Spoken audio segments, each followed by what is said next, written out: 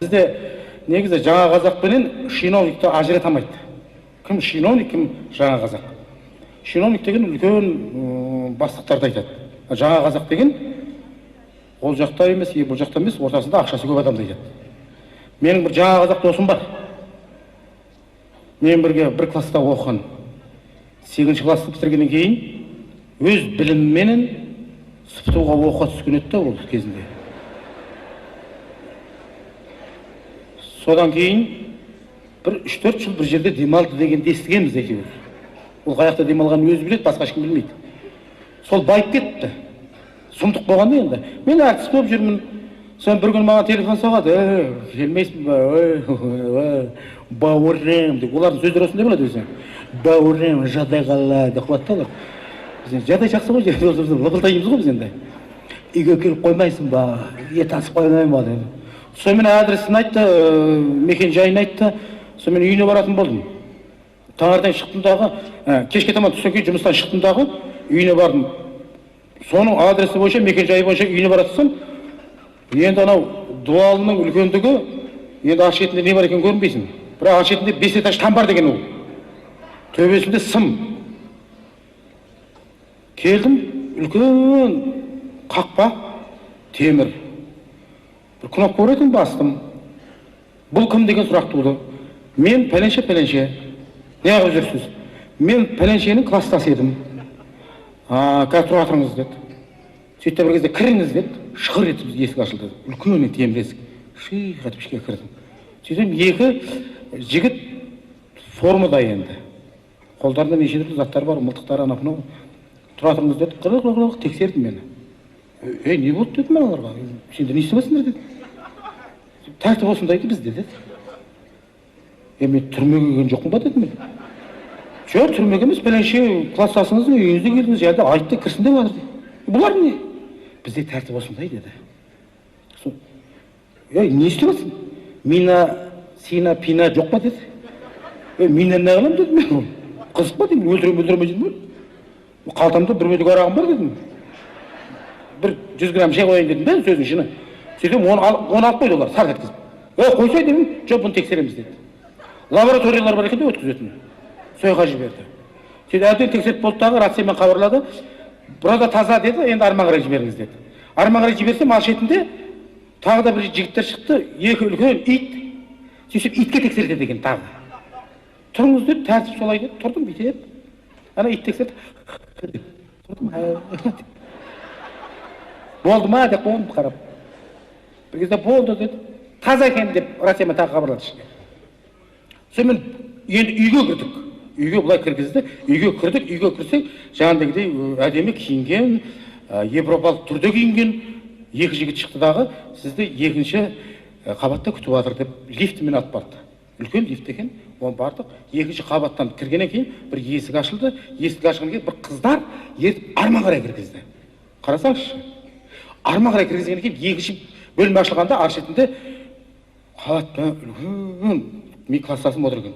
Шықты, уа депті. Менде анау сонша тексерістен келгеннен кейін менде уа болмай қалып жатыр деп лифтімен алып барды. Үлкен лифт екен, оны бардық. Екінші қабаттан кіргеннен кейін бір есік ашылды. Есік ашылғаннан кейін бір қыздар ертіп арман қарай кіргізді. Қарасаңызшы.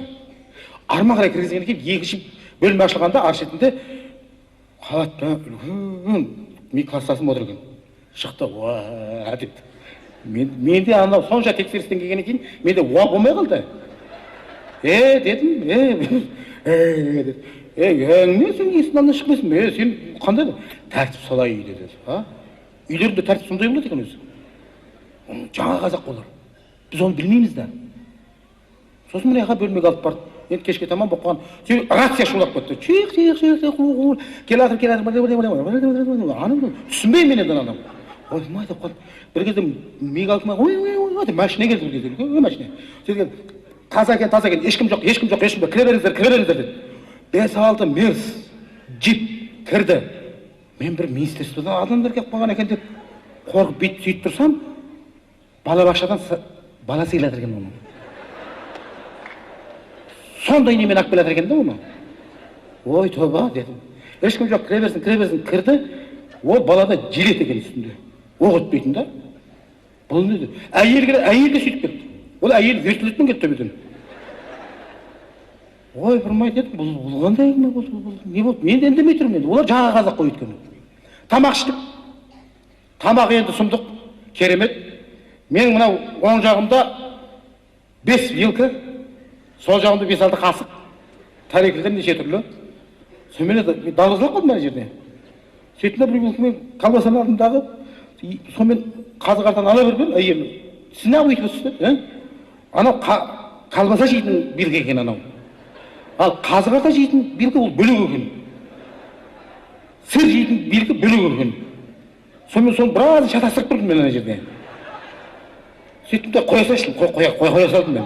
Шай ішетін болып қалдық екі ортада. Шай келіп қалды да мен бір қасықпен ана құмшекерді алдым да, салдым да қозғай бермей, ұрысып кетті. Немеге қозғап жатсың? Сөйтсем құмшекер салатын қасық бөлек, оны қозғайтын қасық бөлек екен ана жерде. Мен тамақшамай біраз ойландым ана жерде. Немен жеу керек, немен ішу керек, соны ойландым да мен ойғыры. Мен тамақ ішпедім мен арада. Өздері жеп жатыр, ішіп жатыр. Төу дедім, бізде қандай рахат, Біздің үйде қандай рахат? Менің үйімде рахат. Біздің үйде бір-ақ қасық бар. Ол қасықтың өзі тұрлы боламыз өзі. Өзі кеп қалады. Кезектен келіп тұрады да өзі. Кей кезде қисық-қисық кеп қалады. Дұрысы кеп қалады. Дұрысы келмесе қисығын тұрлы боламыз. Сонымен салатта жейміз біз. Сонымен қазы-қартанда бәрін жей береміз. Сорпаны ішеміз сонымен. Сосын дейміз да құмшекерді аламыз да шай жасап араластырамыз.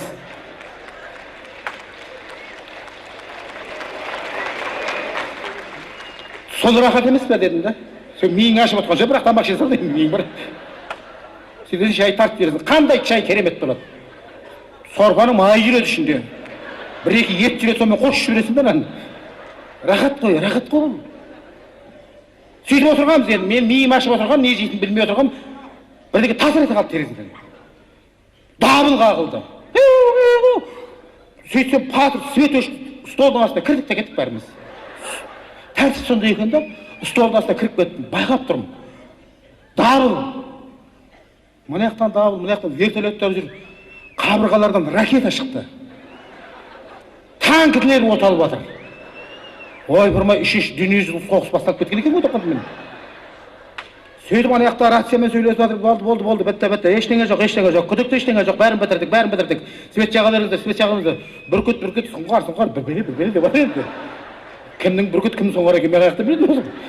Бір кезде свет жақтық, столдың астында да шақыр шұқыр болып отқандығым. Шығып қарасақ, класстасының қолында жаңа гранатомет, қолында автомат, винчестер, баласының қолында да сондай, қатынның қолында сондай. Тура 5 қаруын астына алған бәрі. Менің қолымда қасық. Мен ұят болып қалды. Биттінде қатырмасақ болсам, бача. Ұят қойында не жерде. Сондай кісілердің алдында сондай. Сөйтсек, тасыр ете қалған кептер терезені қағып кеткен бір кептер. Сонымен рациямен сол кептерді истребительдер ұшып жүріп қуып ұстап алып келді үйге. Ол үйге алып келеді екен оларда. Жаңа қазақ қой, сіздер білмейсіздер оны. Үйге алып келеді екен оны. Сөйтіп оның жаңағыдай жазасын беріп, ана кішкентай баласы басын балтамен кесті. Дедік. Сөйтіп жататын болдық. Осының тамақ ішкен атау іштік біз жерде. Әрқайсылардың жататын бөлмелер бөлек болады екен ғой. Білмейміз ғой біз енді. Әшейін адамдарымыз ғой, білмейміз ғой, қаяқтан білеміз оны. Олардың өмір бөлек болады екен ғой. Сонымен класстасымыз екеуміз баяғыда бірге жүрген, жаңағы 40-ға бірге барған, сосын айттым, екеуміз бірге жатайық енді деп. Мен бірге жатайық деді. Жатар кезде шамал әңгіме айттық та, уақыттарын бәрі белгілі ма, білмеймін оларды, түсінбеймін.